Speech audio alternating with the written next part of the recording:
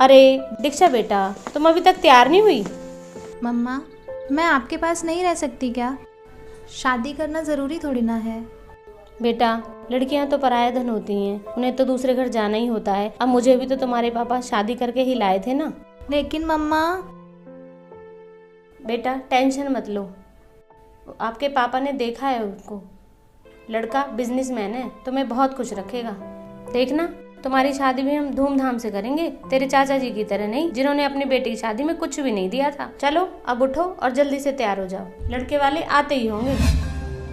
अरे मास्टर जी, बड़ी भाग्यशाली है आपकी बेटी, जो हमारे लड़के और फैमिली दोनों को पसंद आ गई।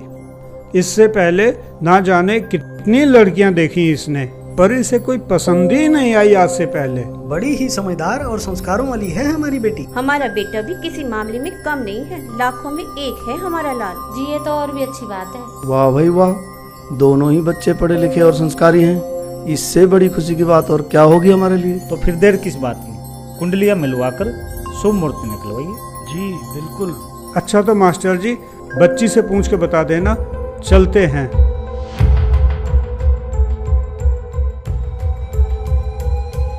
और हाँ मास्टर जी, एक बात और कहनी थी आपसे।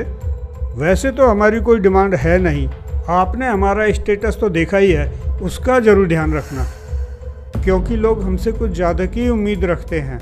देखिए मास्टर जी, आपने जो निशा बेटी की शादी में दहेज दिया था उतना तो आप देंगे ही। बाकी मेहता जी, वो गाड़ी वाली बात एक बार अरुण बेटे से और पूछ लीजिए, उनको कौन सी गाड़ी पसंद है। लगे हाथ मास्टर जी को बता भी देंगे।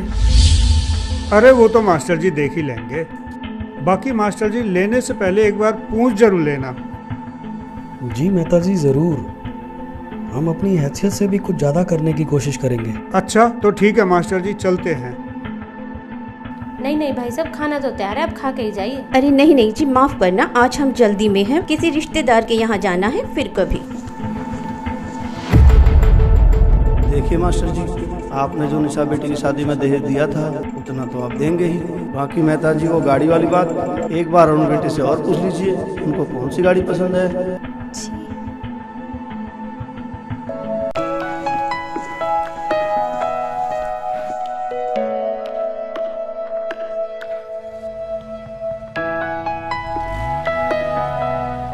ठीक है तो मास्टर जी, चलता हूँ, इजाज़त दीजिए। अरे नहीं नहीं शर्मा जी, आप तो खाना खाकर ही जाना। हाँ हाँ शर्मा जी, खाना तो खा के ही जाइए। मास्टर जी, जरूरी काम से कानपुर जाना है, बस आप दीक्षा बेटी की शादी में दहेज की कमी मत छोड़ो। उसकी कोई दिक्कत नहीं है शर्मा जी, आपको तो पता ही है, हमने अपनी बड़ी बेटी निशा की शादी कितनी धूमधाम से की थी। हमारी बेटी सुखी रहनी चाहिए, हमें कोई दिक्कत नहीं है दहेज देने में। देखो मास्टर जी, उन्होंने मुझे कहा दहेज की बात करने को, सोचा आपको बता दूं ताकि बाद में कोई दिक्कत ना हो। अब आपको तो पता ही है मास्टर जी, वो हाई सोसाइटी के लोग हैं और लड़का भी बिजनेसमैन है, जो उनकी डिमांड भी इसी तरह की है। ओके नमस्कार, चलता हूँ।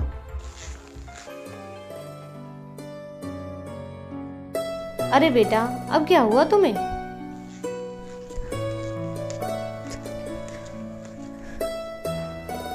मम्मा प्लीज, नहीं करनी मुझे ये शादी।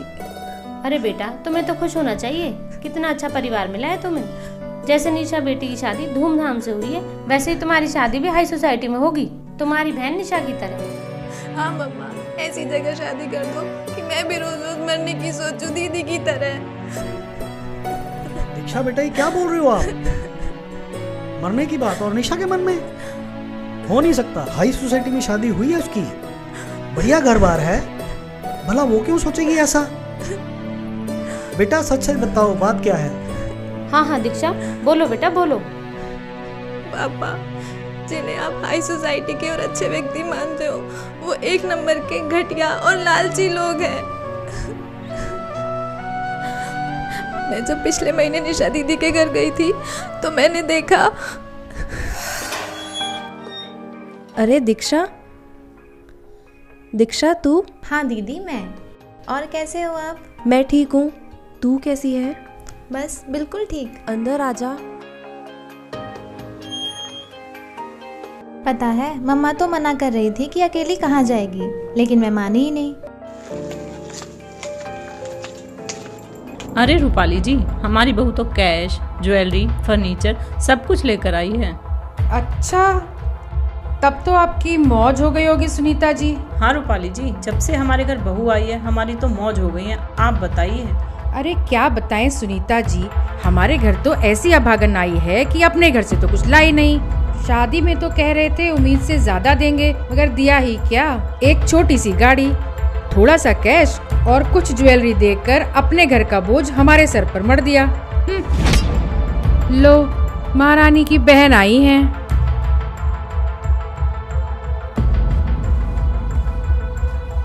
नमस्ते मौसी जी। नमस्ते मौसा जी। नमस्ते बेटा, आओ बैठो। अरे मेरे कपड़े कहाँ हैं? जी वो तो अलमारी में रखे हैं।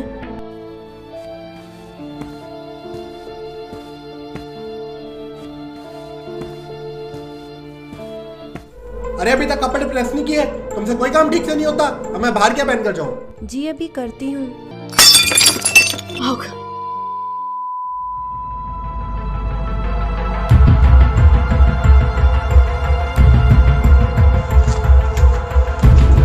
अरे देख कर नहीं चल सकती, करम जली, नुकसान कर दिया।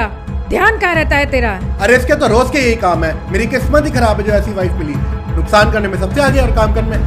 हाँ।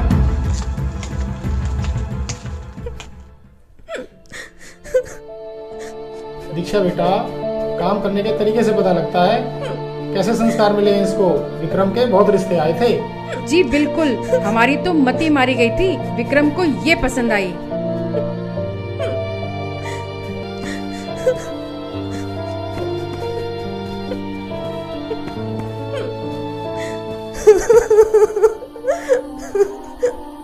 दीदी, क्या आप रोजाना इसी माहौल में रहते हो?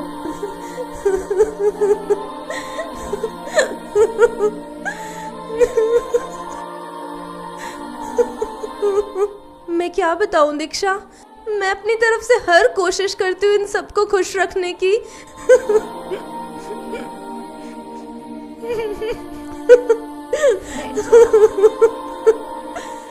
लेकिन इनके ऐसे व्यवहार से कभी कभी मन करता है कि सुसाइड कर लूं, बस ऐसे लोगों से छुटकारा मिल जाए। नहीं दीदी, नहीं दीदी, ऐसी बातें मत बोलो। दीक्षा, तुम्हें मेरी कसम, तुम मम्मी पापा को ये बात नहीं बताओगी, नहीं तो वो लोग बहुत परेशान हो जाएंगे। कितने अरमानों से उन्होंने मेरी शादी की थी।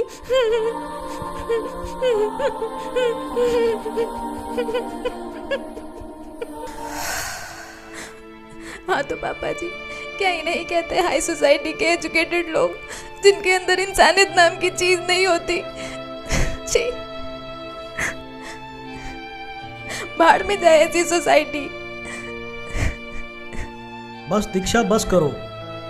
अपने हिसाब से हमने रिश्ता अच्छा ही देखा था, और क्या नहीं किया हमने निशा की शादी में। लेकिन तो तुम क्या चाहती हो? तुम्हारे चाचा की तरह ऐसे समाज में तुम्हारी शादी कर दूं जो किसी रीति रिवाज को नहीं मानते? माफ करना पापा जी, लेकिन कौन से रीति रिवाजों को मानने की बात कर रहे हैं आप? इन रीति रिवाजों को मानने वाले लोगों ने ही तो दीदी जैसी लाखों लड़कियों को इतना प्रताड़ित कर रखा है कि वो आत्महत्या करने पर मजबूर हो जाती हैं। और रही बात मीनाक्षी दीदी की, तो मैं आपको उनकी सच्चाई बताती हूँ कि चाचा जी ने किस सोसाइटी में शादी की है अपनी बेटी की।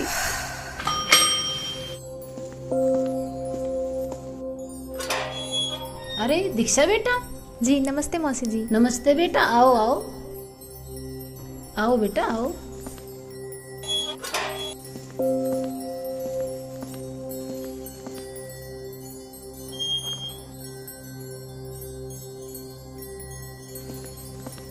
अरे मीनाक्षी, देखो तो जरा कौन आया है।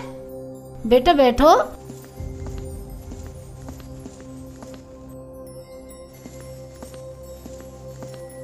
जी मम्मी जी।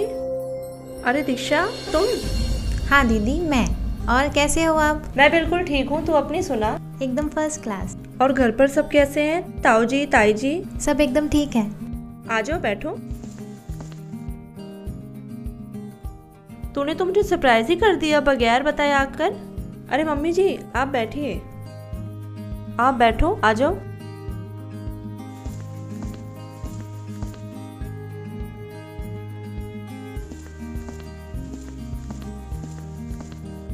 और सुना बेटा, घर पर सब कैसे हैं? जी सब बढ़िया।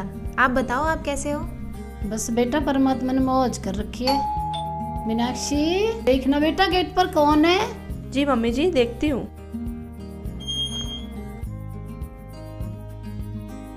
अरे दीक्षा बेटी आई है क्या? नमस्ते मौसा जी। नमस्ते जीजू। नमस्ते बेटा, बैठो बैठो आप। और कैसे हो बेटा? जी बिल्कुल ठीक। और दीक्षा क्या कुछ चल रहा है आजकल? कुछ नहीं जीजू, IAS की तैयारी कर रही हूँ। ये तो बहुत ही अच्छी बात है।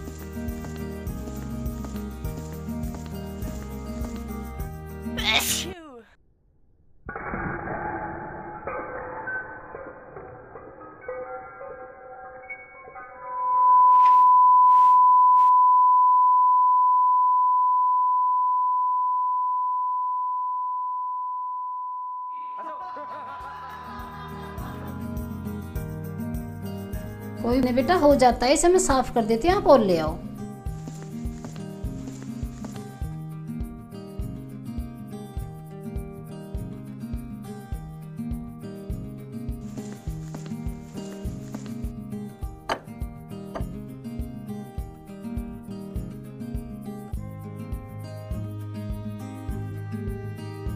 और दीक्षा बेटा पापा ठीक है? जी मौसा जी। मीनाक्षी बेटा, दीक्षा बेटा को अपने कमरे में ले जाओ। दूर से आई है, थक गई होगी, आराम कर लेगी। जी पापा जी। चलो दीक्षा।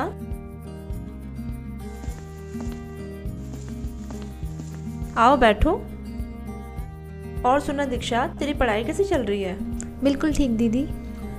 अच्छा दीदी, एक बात पूछूं आपसे? हाँ हाँ पूछो। दीदी आप खुश तो हो ना? चाचा जी ने बिना किसी लेन देन व धूमधाम के बिल्कुल साधारण तरीके से आपकी शादी की थी। ये लोग आपको परेशान तो नहीं करते ना?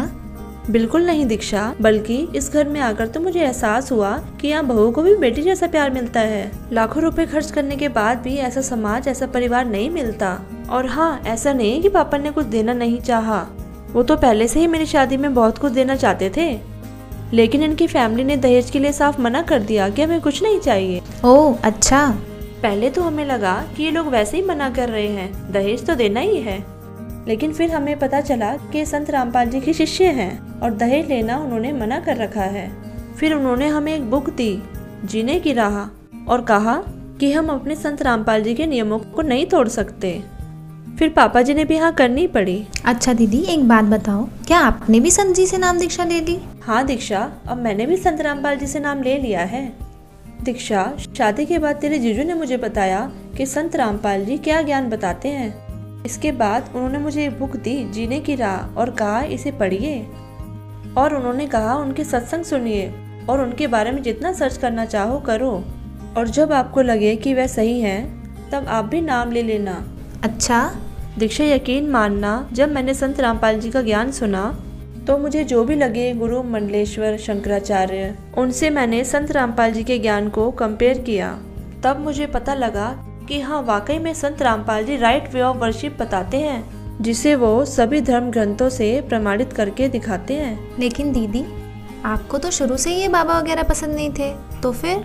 हाँ दीक्षा, सही कह रही हो, हर रोज बाबाओं को लेकर नए खुलासे हो रहे हैं, इसलिए कुछ दिन तो मैंने भी संत रामपाल जी को एक आम बाबा ही माना था। लेकिन जब मैंने उनकी असलियत और ज्ञान को सुना, तब मुझे पता चला कि मनुष्य जीवन बार बार नहीं मिलता, 84 लाख योनियों में महाकष्ट है। दीक्षा, संत रामपाल जी पर संदेह करना मूर्खता की पहचान है। ओके। हाँ, फिर जब मुझे हर तरफ से संतुष्टि हो गई, तब मैंने तेरे जीजू से कहा कि आप मुझे भी संत रामपाल जी से नाम दीक्षा दिला दीजिए। तब उन्होंने आश्रम ले जाकर मुझे नाम दीक्षा दिलाई। और हाँ, एक और कमाल की बात मैंने ये देखी कि हजारों की भीड़ में मुझे एक भी नशा करने वाला व्यक्ति नहीं मिला। नहीं तो दीक्षा, तुम ही बताओ, इतनी भीड़ में कम से कम बीड़ी सिगरेट पीने वाला कोई ना कोई तो मिल ही जाता है। जी बिल्कुल। हाँ, और फिर इसके बारे में मैंने तेरे जीजू से पूछा, तभी उन्होंने मुझे बताया कि यही तो खासियत है संत रामपाल जी महाराज के अनुयायियों में, कि वे नशा करना तो दूर, चोरी, ठगी, रिश्वतखोरी जैसी बुराइयां करना तो दूर, किसी प्रकार का सहयोग भी नहीं देते। दीदी, मैंने तो यहाँ तक सुना है कि संत रामपाल जी के अनुयायी नशे को हाथ तक नहीं लगाते। हाँ, बिल्कुल सही सुना है तुमने दीक्षा। तुझे पता है, इस घर में मुझे बेटी से भी ज्यादा प्यार मिल रहा है, जिसकी उम्मीद मुझे शादी से पहले 1% भी नहीं थी, और ऐसा सिर्फ और सिर्फ संत रामपाल जी के ज्ञान आधार से ही है। ये तो बहुत अच्छा हुआ दीदी। अब आप लोग ही बताओ कौन सुखी है। बेटी, आज आपने ये सच्चाई बताकर हमारी आंखें खोल दी।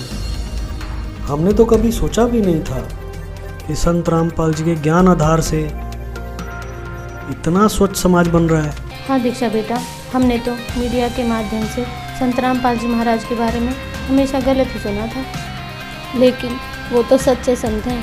काश हमें पहले पता चल जाता तो हमारी निशा बेटी की ज़िंदगी नरक होने से बच जाती। लेकिन तुम टेंशन मत लो, हम तुम्हारी शादी तुम्हारे चाचा जी की तरह बिल्कुल संत रामपाल जी महाराज के बताए हुए ज्ञान के आधार पर ही करेंगे।